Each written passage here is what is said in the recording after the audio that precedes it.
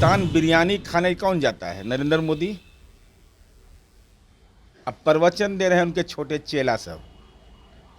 ये सब बेचारा को तो पाकिस्तान ले नहीं जाते हैं। लश्कर तोयबा जैसा देश विरोधी संगठन से कोई ताल्लुकात रखने वाला व्यक्ति हिंदुस्तान की मिट्टी पर खड़ा है, भारत माँ की मिट्टी पर खड़ा है, और देश का कायर शासक अगर बैठा हुआ है तो लज्जा से गंगा जी में डूब मरो। तो राजनीति का एटम बम चलेगा और 2024 में आपकी विदाई तय हो जाएगी। अरे सब कर्म करेंगे या कंबल ओढ़ के घी पिएंगे, लेकिन अब घी नहीं मिलेगा, अब डालडा मिल रहा है एकदम। वो डलडवा पिएंगे, अपच हो जाएगा आरएसएस को इस बार। नमस्कार, आप देख रहे हैं आरएडी न्यूज। मैं हूं योगेश चक्रवर्ती। जेडीयू के मुख्य प्रवक्ता नीरज कुमार का एक्स पर एक ट्वीट इन दिनों बिहार की राजनीति में चर्चा का विषय बना हुआ है। खास करके बीजेपी ने उस पर कड़ी प्रतिक्रिया जाहिर की है। बीजेपी के प्रदेश अध्यक्ष सम्राट चौधरी ने कहा है कि जेडीयू और बिहार की मौजूदा सरकार जो है वो पाकिस्तान के नक्शे कदम पर है। हम इसी मसले पर बात करने आए हैं जेडीयू के मुख्य प्रवक्ता नीरज कुमार जी से, जो इस वक्त हमारे साथ हैं। सर, आपने जो ट्वीट किया था कि जो दशहरे के मौके पर राजनीति का एटम बम लगा दिया गया, क्या मकसद है इसका? देखिए, पाकिस्तान बिरयानी खाने कौन जाता है? नरेंद्र मोदी। अब प्रवचन दे रहे हैं उनके छोटे चेला सब। ये सब बेचारा को तो पाकिस्तान ले नहीं जाते हैं। और ये कौन आदमी प्रवचन दे रहा है? जो अप टू 7 पास है। मैंने अप टू 7 पास आज तक दुनिया में कोई डिग्री किसी के पास नहीं होगा। अब माननीय सम्राट चौधरी जी, विजयदशमी का महत्व समझ में आता है। पार्टी अब बदल लिए, धर्म नहीं ना बदले हैं। हिंदू धर्म का महान पर्व है, नवरात्रि होता है। तो नवरात्रि के दिन आपको तो कोई बुलाता नहीं होगा रावण वध में, इनको नहीं कोई बुलाता है। सब जानता है कि कब कौन पार्टी बदल लेगा, कब कहाँ बीच में बंडी बदल लेगा, कहाँ पगड़ी बदल लेगा, सब बुलाता है। इनको कोई है नहीं। रावण उस दिन विजयदशमी का पर्व होता है, विजयोत्सव के रूप में लोग मनाते हैं। असत्य पर सत्य की विजय की बात की जाती है। उस दिन उन्होंने एक ट्वीट कर दिया, और ट्वीट कर करके 12:02 में ट्वीट कर करके प्रतीक के रूप में माननीय मुख्यमंत्री से लेकर के तमाम लोगों का इस्तेमाल कर दिया। तो हम कहे जवाब तो देंगे। मैंने तुरंत उसका जवाब दिया। फिर आज मैंने किया तो बेचैनी बढ़ गई है। छेड़ा क्यों? विजयदशमी हिंदुओं का महान पर्व है। हिंदू विरोधी आचरण आपने पेश किया, धर्म विरोधी आचरण आपने पेश किया, आपने सनातन धर्म के परंपरा के विपरीत आचरण किया। रामायण तो पढ़े नहीं हैं। मैं चुनौती देता हूँ, पूछे तो कितना कांड, किष्किंधा कांड, लंका कांड, कितना कांड है उसमें लिखा हुआ है। इन लोगों को तो पढ़ने लिखने से कोई मतलब है नहीं। तब मैंने दिया कि भाई जो राजनीति का एटम बम तैयार है, एटम बम क्या है? एटम बम है बुनियादी सवाल। और उसके शिकार कौन होइएगा? जो कहे होंगे वही ना, जो क्रिया खाए तो ही नहीं होइएगा कि हम हो जाएंगे इसके शिकार। तो राजनीति का एटम बम चलेगा और 2024 में आपकी विदाई तय हो जाएगी। अब हमारा संबंध कह रहा है कि अलकायदा लश्कर तोयबा से है। तो हम तो भारतीय जनता पार्टी के उन तथाकथित नेताओं को चुनौती दे रहे हैं।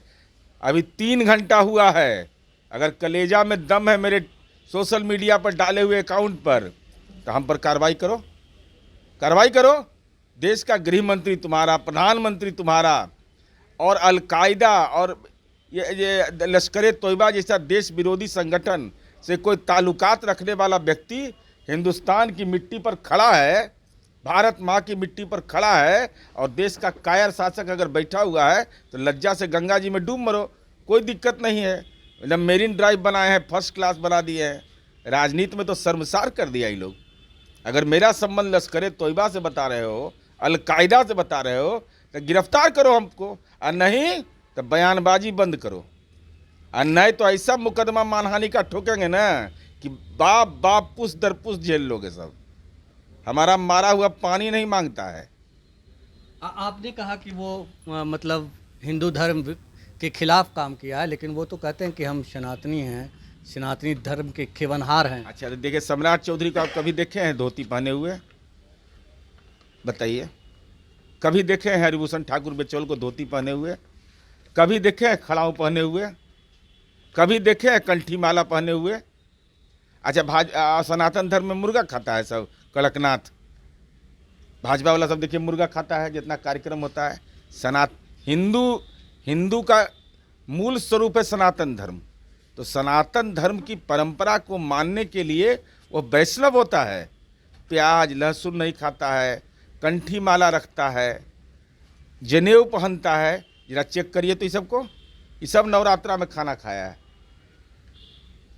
इन लोगों का काम करने का ही तरीका रहा है, इसलिए हम इनके ढोंग का इलाज जानते हैं। बड़का ढोंगी है सब। अरे तो बतावे तो एगो बीजेपी का MP MLA बतावे तो बिहार में एक जगह मंदिर का घेराबंदी कराया है धार्मिक न्यास बोर्ड से निबंधित होने पर, 1 रुपया दिया है। 1 रुपया। पटना सिटी में अभी बड़ी पटन देवी है, सब लोग जाते हैं, सब जाके वहाँ कहता है कि चुनाव जिता दीजिएगा। अब भगवती का जब निर्माण हो रहा है वहाँ मंदिर का, तो मुख्यमंत्री क्षेत्रीय विकास योजना से 1 रुपया नहीं देता है। तिकोची है ये। मेरीन ड्राइव में लगाया को पैसा, गंगा मैया ने बुलाया है, तब तो खोजिए ना गंगा मैया। कहाँ घूम रहे हो? हमरा में गाद भर दिए हो, अपने चकाचक हो। सम्राट चौधरी, आप पे ही नहीं, मुख्यमंत्री नीतीश कुमार जी पर भी उन्होंने निशाना साधा है और कह रहे थे कि दशहरा वो रावण दहन के लिए जा रहे थे तो बम लेकर गए हैं। बिहार की कानून व्यवस्था पाकिस्तान जैसी है। हाँ, तो सम्राट चौधरी बेचारे बीजेपी के नेता कोई गांव से नहीं निकल रहा है, कोई डर से बेचारा कोई आदमी बिहार में कहीं गलती से भी कहीं गांव में रात में दिन में कब नहीं सूर्योदय एकदम खिड़किए से देख रहा है और सूर्यास्त भी कहाँ निकलता है कोई। एकदम कानून व्यवस्था एकदम खत्म। बगल में उत्तर प्रदेश है जोगी जी का, वहाँ कोई चुगली भी नहीं करता है, राम राज्य है वहाँ ना, वहाँ चुगली नहीं। और शनि सिंगनापुर है एक जगह महाराष्ट्र में, वहाँ ताला नहीं लगता है। और उसके बाद नरेंद्र मोदी के वाराणसी में ही ताला नहीं लगता है, एक भी, न होटल में न दुकान में। एकदम राम राज्य है, कोई आदमी अपराध के बारे में सोचता भी नहीं है वहाँ। छिनतई चुगलखोरी इतना तक नियंत्रण ही कर लिया।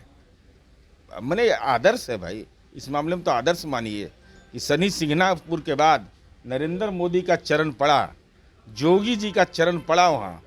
उसके बाद वहाँ चोरी छिनतई चुगलखोरी, कोई चलता भी है रास्ता में तो एकदम सब के हाथ में कंठी माला है, राम राम राम राम राम राम जाप कर रहा है सब। केवल फर्जीवाड़ा, इसके अलावा कुछ नहीं है इन लोगों का। जी, ये बताएं सर कि आप लोग लगातार जो है बेरोजगारी खत्म करने की दिशा में काम कर रहे हैं, लोगों को रोजगार मुहैया करा रहे हैं। अभी BPSC का रिजल्ट आया है, करीब 1,22,000 टीचर की नियुक्ति होने वाली है।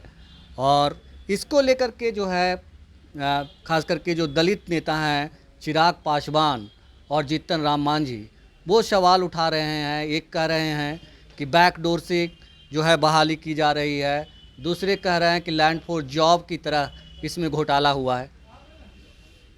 हम केवल एक ही बात कहना चाहते हैं, चिराग पासवान जी हों, जीतन राम मांझी हों, सम्राट चौधरी हों, चाहे जो नेता हैं, अपने अपने क्षेत्र में सब जगह के लोगों को नौकरी लगा है। एक आदमी का उदाहरण दे दीजिए, उसका रोल नंबर, उसका नाम, उसका वीडियो बनाइए कि भाई इसने इसको पैसा दिया, ये पैरवी उसका किया और तब मेरी नियुक्ति हो गई। अरे लज्जा नहीं लगता है बोलने में? 4.5 महीने में रिकॉर्ड है देश के अंदर, 4.5 पौने 5 महीने में BPSC ने रिजल्ट लेकर के रिजल्ट को पब्लिश कर दिया। और आज तो भारतीय जनता पार्टी के उत्तर प्रदेश के प्रवक्ता कह रहे हैं बेचारे नौकरी बेटी को मिल गया है, तो धन्यवाद कैसे दें? नीतीश कुमार जी को धन्यवाद देंगे तब प्रवक्ता पद से हटा देगा। तो माँ वैष्णो देवी का दे दिए, उनके कृपा से हुआ तो अच्छी बात है। भगवती का कृपा नीतीश कुमार जी पर भी है। जी, मैं अगला सवाल आपसे यही पूछने जा रहा था उन्हीं के बारे में कि उन्होंने ट्वीट करके बाकायदा इसकी जानकारी। ये तो जीतन राम मांझी जी को दिखा दीजिए। अब बेचारा ये सब टिकट ले परेशान है, बयान को बहुत गंभीरता लेने की जरूरत नहीं है। ये सबको टिकट उकट एक आध गो चाहिए, उसके लिए कुछ नहीं बोलेंगे तो कैसे चलेगा? टिकट चाहिए ना भाई, टिकट अपना लिए, अपने परिवार के लिए। इसके अलावा बेचारा तो झुनझुने बजाने के लिए वहाँ वर्कर है। मणिपुर में हिंसा जारी थी, आप लोग सर लगातार उसको लेकर के सवाल खड़े करते रहे हैं। और अभी दशहरे के मौके पे आरएसएस प्रमुख ने कहा है, उन्होंने मणिपुर हिंसा पे चिंता जताई है और उन्होंने कहा है कि ये हिंसा जो है प्रायोजित। मणिपुर की हिंसा प्रायोजित कैसे मानी जाएगी? मणिपुर की हिंसा तो स्वतः स्फूर्त हिंसा है।